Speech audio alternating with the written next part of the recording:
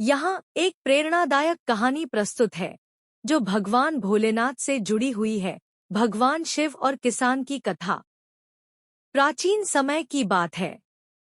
एक गांव में गरीब किसान रहता था जो दिनरात कड़ी मेहनत करता, फिर भी उसकी फसल ठीक से नहीं होती थी। वह भोलेनाथ का सच्चा भक्त था और हमेशा अपनी मेहनत में कमी न रखते हुए शिवजी की पूजा करता। वह अपने जीवन की कठिनाइयों से परेशान हो चुका था, लेकिन उसने कभी शिवजी से कुछ मांगा नहीं, बल्कि बस प्रार्थना करता कि उसे सही मार्ग दिखाया जाए।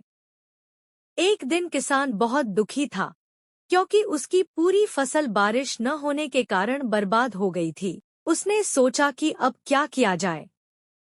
तभी उसे लगा कि उसे कैलाश पर्वत पर जाकर भोलेनाथ से इस कठिनाई के बारे में पूछना चाहिए। वह अपने परिवार से विदा लेकर कैलाश की यात्रा पर निकल पड़ा। रास्ता बहुत कठिन था, परंतु उसके मन में भगवान शिव के प्रति अटूट विश्वास था। वह कठिनाइयों को पार करता हुआ शिव के द्वार तक पहुंच गया। कैलाश पर्वत पर पहुंचने के बाद किसान ने भगवान शिव के दर्शन के लिए प्रार्थना की। उसकी तपस्या से शिवजी प्रसन्न हुए और उसके सामने प्रकट हुए। शिवजी ने कहा, वत्स, तुम्हारी तपस्या से मैं प्रसन्न हूँ। बताओ, क्या चाहते हो? किसान ने हाथ जोड़कर कहा, हे प्रभु, मैं किसी वरदान के लिए नहीं आया हूँ। मैं बस आपसे मार्गदर्शन चाहता हूँ कि मैं अपनी परिस्थितियों में कैसे सुधार कर सकता हूँ। भोलेनाथ उसकी निस्वार्थ भावना से प्रभावित हुए। शिवजी ने कहा, तुम्हारी मेहनत और निष्ठा देखकर मैं तुम्हें एक सुझाव देना चाहता हूँ। जब भी तुम खेती करने जाओ, अपनी मेहनत के साथ प्रार्थना भी करते रहो। न केवल अपने लिए, बल्कि सभी जीव जंतुओं और प्रकृति के लिए प्रार्थना करो। किसान ने शिवजी के आदेश का पालन किया और गांव लौटकर अपने खेतों में काम करने लगा। हर दिन वह कड़ी मेहनत करता और अपनी मेहनत के साथ शिवजी की प्रार्थना भी करता। धीरे धीरे उसकी फसलें बेहतर होने लगी। उसकी खेतों में हरियाली लौट आई और वह समृद्ध हो गया। प्रेरणा। यह कथा हमें सिखाती है कि कठिनाइयां जीवन का हिस्सा हैं, लेकिन अगर हम भगवान पर विश्वास रखकर मेहनत करें और निस्वार्थ भाव से कार्य करें, तो हमें सफलता अवश्य मिलती है। किसान ने न तो अपनी परिस्थितियों का दोष शिवजी पर डाला और न ही निराश हुआ, बल्कि उसने अपने कठिन समय में भी भगवान से मार्गदर्शन मांगा और अपनी निष्ठा से जीवन में बदलाव लाया। यहाँ भगवान भोलेनाथ से जुड़ी एक प्रेरणादायक कथा प्रस्तुत है, जिसे आप लगभग 15 मिनट में सुन या पढ़ सकते हैं। कथा, मुनि मार्कंडेय और भगवान शिव। पुरातन समय की बात है। एक महान तपस्वी ऋषि मृकंडु थे, जिनकी कोई संतान नहीं थी। उन्होंने पुत्र प्राप्ति की इच्छा से कठोर तपस्या की और भगवान शिव को प्रसन्न किया। शिवजी ने ऋषि मृकंडु को दर्शन दिए और कहा, मैं तुम्हें वरदान दूंगा, लेकिन तुम्हें दो विकल्प मिलेंगे। या तो तुम्हें एक बुद्धिमान और दीर्घायु पुत्र मिलेगा, या एक अल्पायु परंतु अत्यधिक तेजस्वी पुत्र मिलेगा। मृकंडु ऋषि और उनकी पत्नी ने विचार किया और कहा, हे भगवान, हमें अल्पायु और तेजस्वी पुत्र की प्राप्ति हो। भगवान शिव ने उनके इस निवेदन को स्वीकार कर लिया और उन्हें एक पुत्र का वरदान दिया। कुछ समय बाद उनके घर में एक तेजस्वी बालक का जन्म हुआ, जिसका नाम मार्कंडेय रखा गया। मार्कंडेय बचपन से ही बहुत बुद्धिमान और धर्मनिष्ठ थे, लेकिन एक बड़ी चिंता थी कि उसकी आयु केवल 16 वर्ष थी। जब मार्कंडेय 16 वर्ष के हो गए, तब ऋषि मृकंडु और उनकी पत्नी को पुत्र के अल्पायु होने का ध्यान आया। उन्होंने मार्कंडेय को यह बात बताई। यह सुनकर मार्कंडेय ने निर्णय लिया कि वह भगवान शिव की शरण में जाएंगे और उनसे अपनी आयु के लिए प्रार्थना करेंगे। मार्कंडेय ने एक शिवलिंग के सामने जाकर कठिन तपस्या आरंभ कर दी और नमः शिवाय मंत्र का निरंतर जाप करने लगे। उसी समय यमराज, जो मृत्यु के देवता हैं, मार्कंडेय की आत्मा लेने आए। उन्होंने मार्कंडेय के समक्ष अपना पाश, मृत्यु की रस्सी, फेंका। पाश शिवलिंग और मार्कंडेय दोनों के चारों ओर लिपट गया। जैसे ही यमराज का पाश शिवलिंग से टकराया, शिवजी प्रकट हो गए और यमराज से क्रोधित होकर कहा, यह मेरा भक्त है और उसने मेरी शरण ली है, तुम इसे छूने की हिम्मत कैसे कर सकते हो? भगवान शिव ने अपने त्रिशूल से यमराज पर प्रहार किया और यमराज को चेतावनी दी कि मार्कंडेय की आयु अब असीमित हो जाएगी। यमराज ने भगवान शिव की बात मान ली और मार्कंडेय को जीवन दान दिया। प्रेरणा। यह कथा हमें सिखाती है कि यदि हम सच्चे मन से ईश्वर की आराधना करते हैं, तो वे हमारी कठिनाइयों को दूर करने में सक्षम होते हैं। भगवान शिव की शरण में आने से न केवल मार्कंडेय ने अपनी मृत्यु को टाला, बल्कि उन्हें अमरता का वरदान भी प्राप्त हुआ। इस कथा से हमें यह सीख मिलती है कि विश्वास और भक्ति में अपार शक्ति होती है। जब हम पूरी निष्ठा से ईश्वर की उपासना करते हैं, तो हमारे जीवन की सबसे बड़ी समस्याओं का भी समाधान संभव होता है। यहाँ भगवान भोलेनाथ, शिव से जुड़ी एक प्रेरणादायक कहानी दी जा रही है, जो लगभग 15 मिनट में सुनाई जा सकती है। भोलेनाथ और किसान की कहानी। बहुत समय पहले एक गरीब किसान एक छोटे से गांव में रहता था। वह बहुत मेहनती था, लेकिन जितना भी परिश्रम करता, उसे उतना ही कम परिणाम मिलता। उसकी फसल बार बार खराब हो जाती थी, जिससे वह बहुत निराश हो गया था। एक दिन किसान ने ठान लिया कि वह भगवान शिव के मंदिर जाकर उनकी पूजा करेगा और उनसे अपने जीवन में समृद्धि की प्रार्थना करेगा। किसान ने भगवान शिव के मंदिर में जाकर पूरे 11 दिन तक उपवास किया और दिन रात शिव की आराधना में लगा रहा। किसान की भक्ति और समर्पण देखकर भगवान शिव प्रकट हुए। शिव ने कहा, वत्स, मैं तुम्हारी भक्ति से प्रसन्न हूँ। जो भी वरदान तुम चाहो, मुझसे मांगो।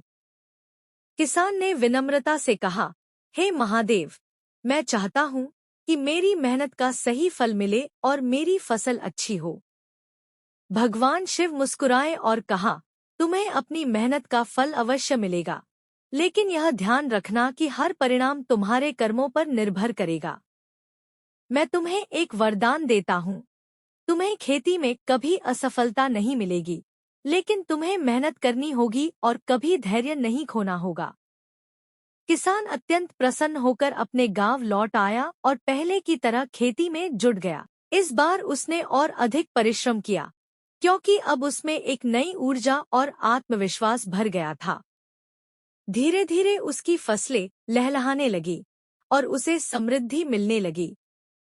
गांव के अन्य लोग हैरान थे कि कैसे उस किसान की हालत इतनी जल्दी सुधर गई। किसान ने लोगों को बताया कि उसने भगवान शिव की कृपा से यह सब प्राप्त किया, लेकिन उसने यह भी कहा कि भगवान ने उससे कहा था कि मेहनत और धैर्य सबसे बड़े अस्त्र हैं। उसने समझाया कि भगवान हमें आशीर्वाद तो देते हैं, लेकिन सफलता हमें अपनी मेहनत और धैर्य से ही प्राप्त होती है। प्रेरणा। यह कहानी हमें यह सिखाती है कि भगवान की कृपा और आशीर्वाद जरूर होते हैं, लेकिन मेहनत और धैर्य के बिना कुछ भी संभव नहीं होता। भोलेनाथ हमें यह संदेश देते हैं कि असफलता से घबराने के बजाय हमें अपने कर्म में विश्वास रखना चाहिए। यहाँ एक 15 मिनट की प्रेरणादायक कहानी प्रस्तुत है। कहानी, बुद्धिमान किसान की सूझबूझ। बहुत समय पहले की बात है। एक गांव में राम नाम का एक किसान रहता था। राम बहुत ईमानदार और मेहनती था। उसका जीवन सादगी से भरा था, लेकिन वो हमेशा खुश रहता था। उसके पास एक छोटा सा खेत था, जिससे वह अपनी जीविका चलाता था। हालांकि हाल के वर्षों में मौसम खराब होने के कारण उसकी फसलें सूखने लगी थी और उसे आर्थिक तंगी का सामना करना पड़ रहा था। एक दिन राम के गांव में एक राजा आया। राजा ने गांव वालों से कहा, मैं इस गांव में एक नया बांध बनाना चाहता हूँ, ताकि पानी की समस्या हल हो सके। लेकिन इसके लिए मुझे एक बुद्धिमान व्यक्ति की सलाह चाहिए, जो मुझे बताए कि बांध कहाँ बनाना उचित रहेगा। राजा की इस घोषणा से गांव वाले उत्साहित हो गए। हर कोई चाहता था कि उनकी जमीन पर बांध बने, ताकि उनके खेतों में पानी की कमी न हो। लोग राजा के पास जाकर अपनी जमीन की तारीफ करने लगे, लेकिन राम चुपचाप खड़ा रहा। उसे पता था कि केवल अपनी बात कहने से समस्या हल नहीं होगी। अगले दिन राजा ने गांव के सभी बुद्धिमानों को बुलाया और पूछा, बताइए, किस स्थान पर बांध बनाना सबसे उचित रहेगा? गांव के लोग अलग अलग सुझाव दे रहे थे, लेकिन राम ने अपनी बात सबसे अंत में कही। उसने कहा, महाराज, बांध वही बनना चाहिए जहां से पूरे गांव को पानी मिल सके, न कि केवल किसी एक खेत को। अगर आप चाहें तो मैं आपको एक जगह दिखा सकता हूं। राम राजा को गांव के एक ऊंचे टीले पर ले गया और बोला, यह बांध बनाने से पूरे गांव को पानी मिलेगा, क्योंकि यह स्थान गांव के केंद्र में है। इससे पानी प्राकृतिक रूप से सभी खेतों में पहुंच सकेगा। राजा को राम की बात बहुत पसंद आई। उन्होंने उसी स्थान पर बांध बनाने का आदेश दिया। कुछ महीनों बाद बांध बनकर तैयार हो गया और पूरे गांव को पर्याप्त पानी मिलने लगा।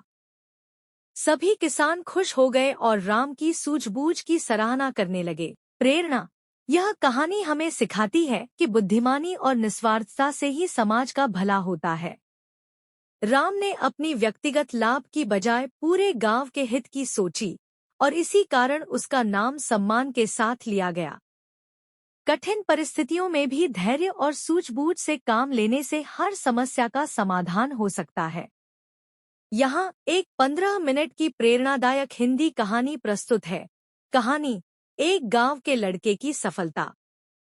एक बार की बात है, एक छोटे से गांव में रमेश नाम का एक गरीब लड़का रहता था। उसके पिता एक किसान थे और माँ घर में काम करती थी।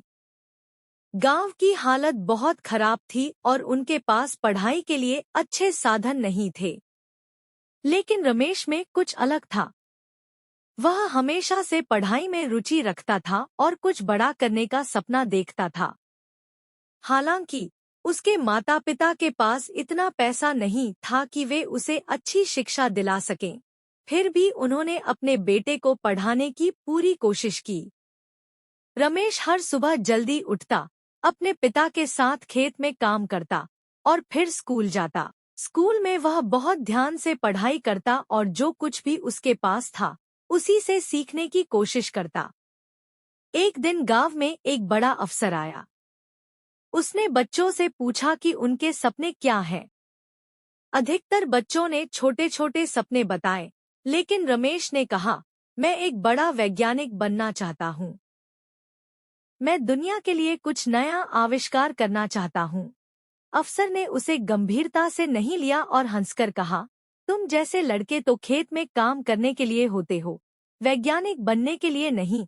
रमेश ने उस समय कुछ नहीं कहा, लेकिन उसने ठान लिया कि वह अपने सपने को सच करके दिखाएगा। रमेश ने दिन रात पढ़ाई की। उसके पास न तो किताबें थी, न ही अच्छे शिक्षक। वह गांव की लाइब्रेरी में जाकर पुरानी किताबें पढ़ता और खुद से नोट्स बनाता। उसने हर उस व्यक्ति से ज्ञान प्राप्त किया जो उसे कुछ सिखा सकता था। कई बार उसे भूखा सोना पड़ता था, लेकिन उसका हौसला कभी नहीं टूटा। कुछ सालों बाद रमेश ने शहर के एक कॉलेज में दाखिला लिया। यहाँ उसकी मेहनत और संघर्ष ने उसे सबकी नजरों में ला दिया। उसकी पढ़ाई में दिलचस्पी देखकर कुछ अच्छे प्रोफेसर्स ने उसकी मदद की। रमेश ने कॉलेज के दौरान ही कई प्रतियोगिताएं जीती और धीरे धीरे उसका नाम फैलने लगा। उसकी लगन और मेहनत देखकर उसे एक बड़ी यूनिवर्सिटी से स्कॉलरशिप मिली, जहां जाकर उसने वैज्ञानिक बनने की पढ़ाई की। आखिरकार कई सालों की मेहनत के बाद रमेश ने एक महत्वपूर्ण आविष्कार किया जिसने पूरी दुनिया में उसकी पहचान बनाई। वह वही लड़का था जिसे गांव के लोग और अफसर ने कभी गंभीरता से नहीं लिया था। लेकिन आज वह अपनी मेहनत विश्वास और दृढ़ निश्चय से एक सफल वैज्ञानिक बन चुका था। प्रेरणा। यह कहानी हमें सिखाती है कि परिस्थिति चाहे जैसी भी हो, अगर हमारे अंदर दृढ़ निश्चय और मेहनत करने का हौसला हो, तो हम अपने सपनों को साकार कर सकते हैं। बाधाएं आ सकती हैं, लोग हमारा मजाक उड़ा सकते हैं, लेकिन अगर हम अपनी क्षमता पर विश्वास रखें और निरंतर प्रयास करते रहें, तो सफलता अवश्य मिलेगी। यहाँ एक 15 मिनट में पढ़ी जा सकने वाली प्रेरणादायक कहानी प्रस्तुत है। सत्य और विश्वास की ताकत। महात्मा गांधी की प्रेरणादायक कहानी। महात्मा गांधी का जीवन सादगी और सच्चाई की मिसाल था। उन्होंने हमेशा सत्य और अहिंसा का पालन किया और अपने सिद्धांतों से पूरे विश्व को प्रेरित किया। यह कहानी उस समय की है जब गांधी जी एक छोटे बच्चे थे और स्कूल में पढ़ते थे। इस घटना ने उनके जीवन को हमेशा के लिए बदल दिया। कहानी। गांधी जी जब छोटे थे तो वे बहुत ही शांत और शर्मीले थे। एक दिन उनके स्कूल में अंग्रेज निरीक्षक आया और सभी बच्चों की परीक्षा ली। उसने बच्चों को अंग्रेजी में 5 शब्द लिखने का निर्देश दिया। गांधी जी उन 5 शब्दों में से एक को ठीक से नहीं लिख पाए और उनकी कॉपी में एक शब्द गलत था। उस समय उनके शिक्षक ने उन्हें इशारे से गलत शब्द की नकल करने के लिए कहा ताकि निरीक्षक को लगे कि सभी छात्रों ने सही उत्तर दिया है। गांधी जी उस समय असमंजस में थे, क्योंकि वे अपने शिक्षक की बात माने या अपनी अंतरात्मा की। लेकिन गांधी जी ने नकल नहीं की और गलती की वजह से परीक्षा में कम अंक मिले।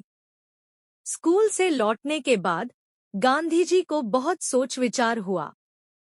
उन्होंने सोचा कि यदि उन्होंने अपने शिक्षक की बात मान ली होती, तो वे झूठ और धोखे का सहारा ले लेते। उन्होंने उस समय ही तय कर लिया कि वे कभी किसी भी परिस्थिति में झूठ नहीं बोलेंगे और सत्य का मार्ग ही अपनाएंगे। गांधी जी का यह छोटा सा फैसला उनके पूरे जीवन का आधार बन गया। उन्होंने सत्य और अहिंसा को अपने जीवन का मूल मंत्र बना लिया। आगे चलकर यही सिद्धांत उनके स्वतंत्रता संग्राम का आधार बना और उन्होंने सत्याग्रह और अहिंसा के मार्ग पर चलते हुए भारत को स्वतंत्रता दिलाई।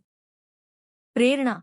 यह कहानी हमें सिखाती है कि सच्चाई का रास्ता हमेशा कठिन होता है, लेकिन अंत में वही सही होता है। गांधी जी ने एक छोटे बच्चे के रूप में ही यह समझ लिया था कि झूठ और धोखा हमें कुछ समय के लिए सफलता दिला सकते हैं, लेकिन दीर्घकालिक सफलता के लिए सत्य और ईमानदारी ही जरूरी है।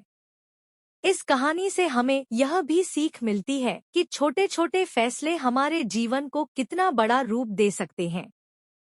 सत्य, ईमानदारी और अपने सिद्धांतों पर अडिग रहना ही एक सफल और सार्थक जीवन की नींव है।